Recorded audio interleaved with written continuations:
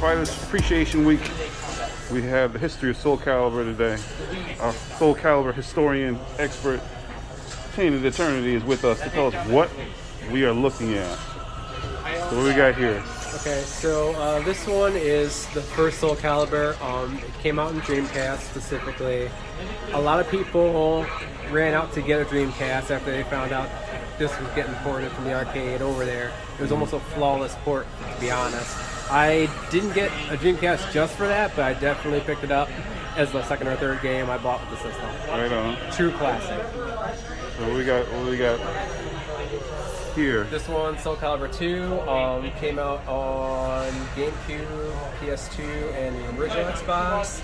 Each one had their own exclusive character. You had Link on the GameCube one, which is what you see here.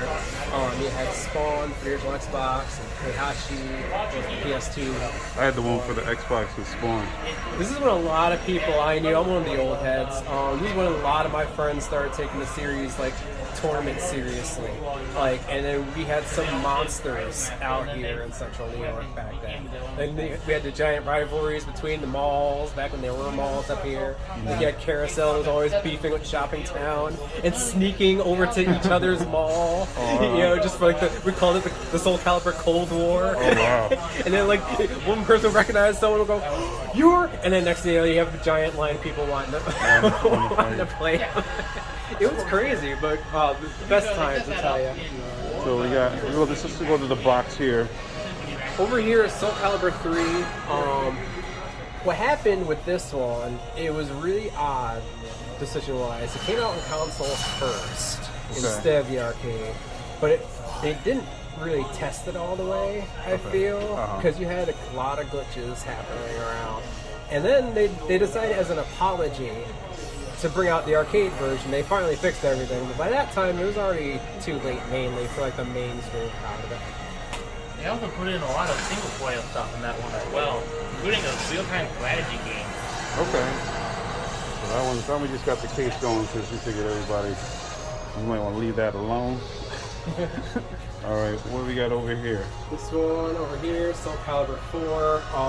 Another situation like the second one, each console had their own specific character for a little bit, but then they eventually had everybody that was DLC specifically for each console on each console. Okay. So it was 360 and PS3 at the time. If I remember correctly, 360 had the Apprentice, you got Yoda. Yeah. And then PS3 had Vader, the Apprentice, and then finally, after probably 1 to 2 years worth, they finally added each other's DLC, so everyone could have the same things finally. That makes sense. I didn't really use them myself. There was a lot of Yoda spam online. He had a torpedo move, you could easily sidestep it. Got a lot of hate mail.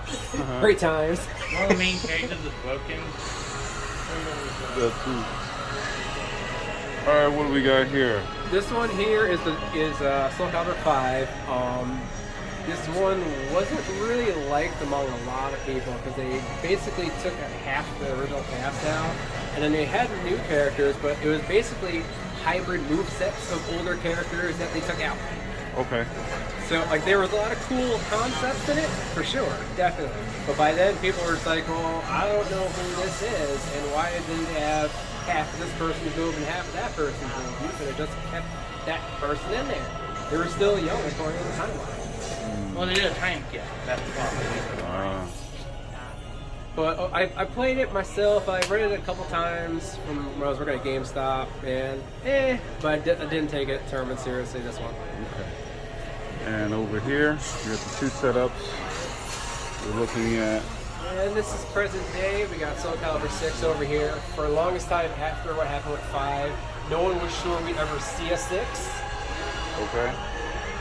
But thankfully we did get something, which is great.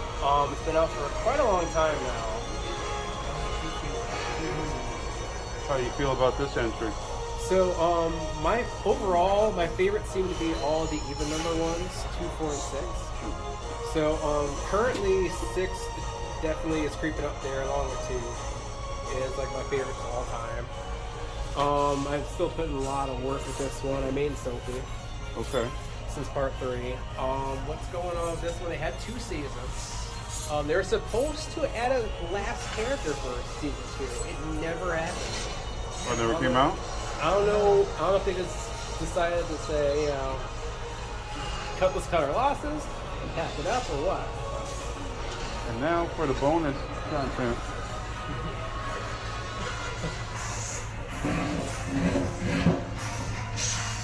What is this? Soul Calibur Broken Destiny. That's it's basically like if they took Soul.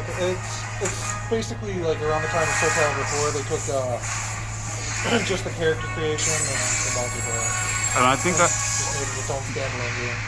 They also had Kratos. I was gonna say, God of War series. didn't I just see Kratos in there? Yeah, And that's the it's guest also the character. debut of Dimitri, of Down here. Don Pierre, Yeah. who also showed up in 5.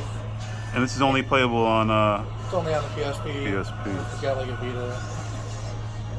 and there we have it. Isn't there there's one on the isn't there one on the Wii as well? Yes. Soul Calibur Legend. We don't have that one here That is today. a single-player game where you play as Siegfried and you fight off various enemies in a non-fighting game type thing. It's Yeah. supposed to take place between 2 and 3. give And you then the there's history. the original game, the Soul Edge.